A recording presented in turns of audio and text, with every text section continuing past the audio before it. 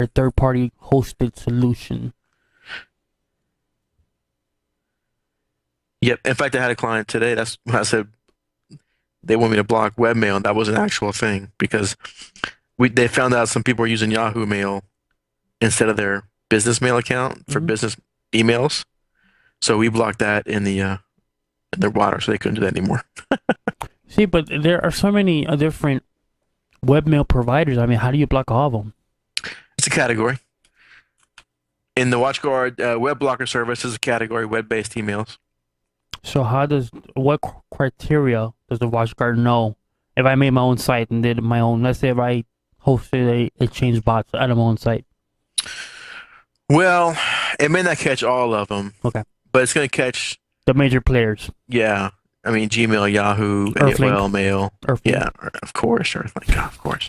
Um, and then maybe it's checking. I'm not sure. Maybe it is checking deeper into the packet and looking at it and seeing what it is Oh, too. sure. But As web long blocker, yeah. as long as they don't block my Prodigy, the email, I'm good.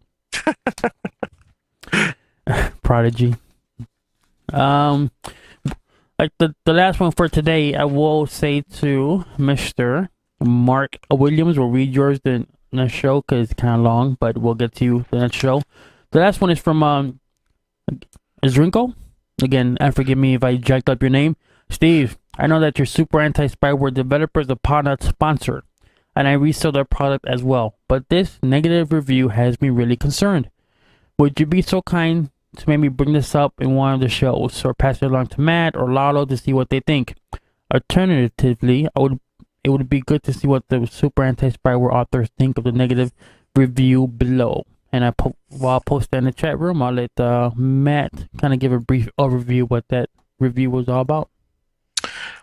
Yeah, so this link he has is a link to PC Mag Review, and they gave Super Anti-Spyware poor rating.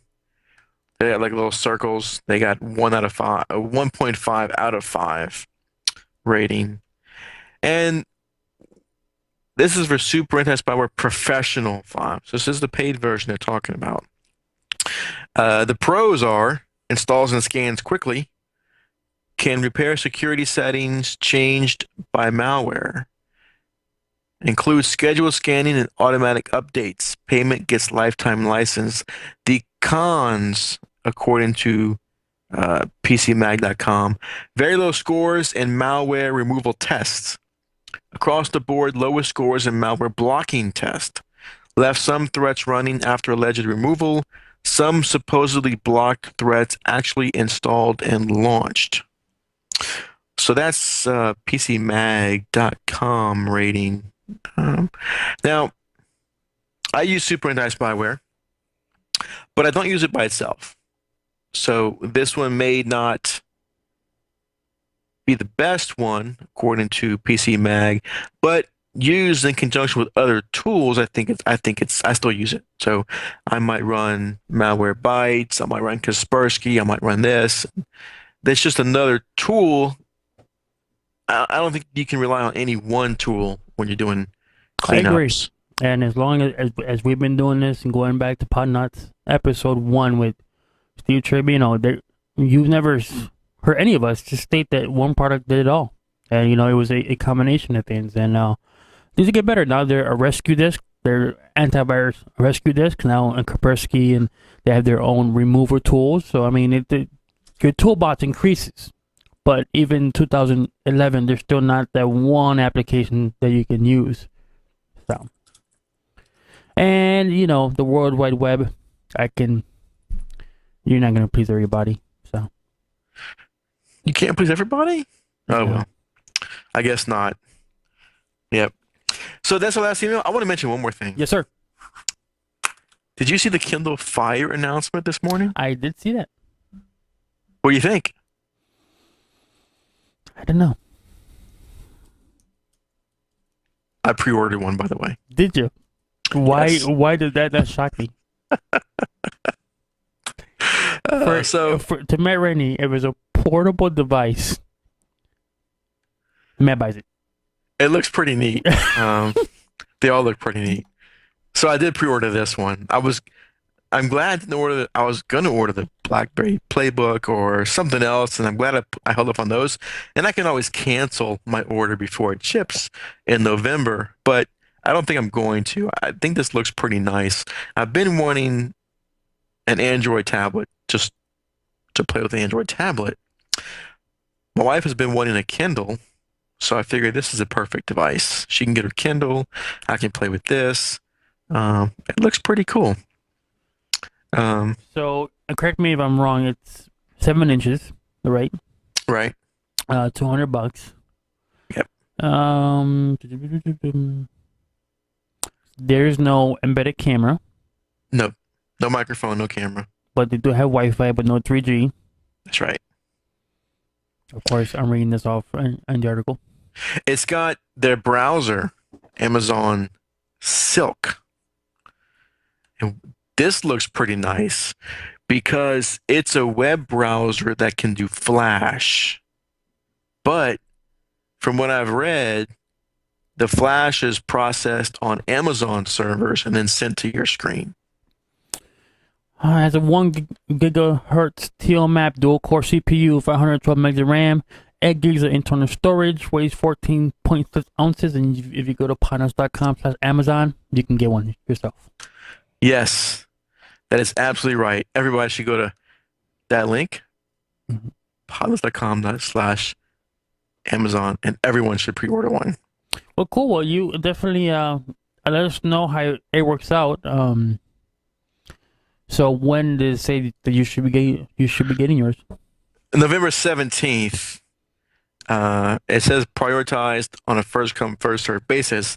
And since I ordered mine within the hour that it was introduced, I'm hoping I get mine relatively one of the first ones. And you should do a podcast on just portable devices. You have the iPad, right? Yes. You have the one that runs the Android. Which one is that? I got the Chromebook. The Chromebook, but don't you also have an Android device? No, it's my first Android device. I almost bought a few Welcome other to the ones. world, my friend. Welcome to the world. So, yeah, I'm gonna try with an open mind. Like somewhere in the city of Tampa, Steve Tribunal is crying. Shedding a tear. I probably won't be using this. My Geez. wife will probably be using it more, but I will use it because I'm gonna test it before I give it to her. And if I like it, I may have to get a couple other ones. Sweet. And it's comes with a 30-day free trial of the Amazon Prime as well. I seen that. So all the streaming, all the instant streaming of over 100,000 popular movie and TV shows. Interesting. So we'll see. I think it looks nice. It's got a nice looking screen, 7 inches, so it's good for something small and portable. We will see. Sweet. And I wanted to touch base on one little thing. The Microsoft rep said, "Hey, have you heard mouse without borders?" And I was like, "What?" And he pointed me to a website that he had shared with our team. If you used the application Synergy before, it allows you to control multiple PCs through, IP addresses, but one keyboard and one mouse, and you can control a slew of PCs and laptops. I use it. Steve does also. Mouse with borders. Mouse with borders does the same thing. So you can control up to 4 PCs with one mouse, one keyboard, and you can go back and forth. But there's one key difference. With the Microsoft product, you can actually copy files back and forth. Now, I haven't tested this yet. I haven't installed it, but my other team members at work, they've all are using it because we have multiple, the PCs and 2 or 3 monitors, and they are just loving this feature. So That is pretty neat. I saw that. I watched a little video they had, and they can show that is very neat.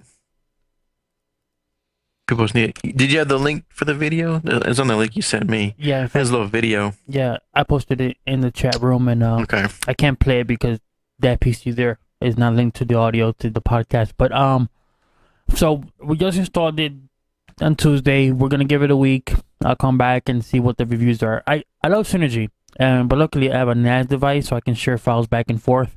But if this thing can share files, I'm kind of intrigued how, if you throw a 10 meg file compared to 100 meg, compared if you're throwing a gig, just to see how it works out. So we'll see. Yeah, it's pretty nice. Almost like AirDrop on the Mac. Oh, look at how you threw that Macintosh in there. All right, Matt Rainey, is there anything else you want to discuss, my friend? That'll be it for tonight. We'll save some more for next week. Exactly. And how can people contact you, my friend? Matt, M-A-T-T, at podnutz.com. Or on the forums. I'm on there sometimes when I can. Podnutz Pro on the forums. Or on Twitter, Podnutz Pro as well. Awesome. And you can contact me at lalo@podnutz.com. As always, thank you for everyone for all the support, for the email, for all the kind words, for the attaboys, for joining the chat room live. If you're downloading this and listening via MP3s, Steve Tribino has a slew of other shows that you can also check out. And thank you to the whole Podnutz crew and the community. So, yep. Other than that, as always, for the next couple of weeks, we're starting a show at 9 p.m. Eastern. So catch us live then. And other than that, everyone have a good one. Yep. Good night. Thanks, everybody.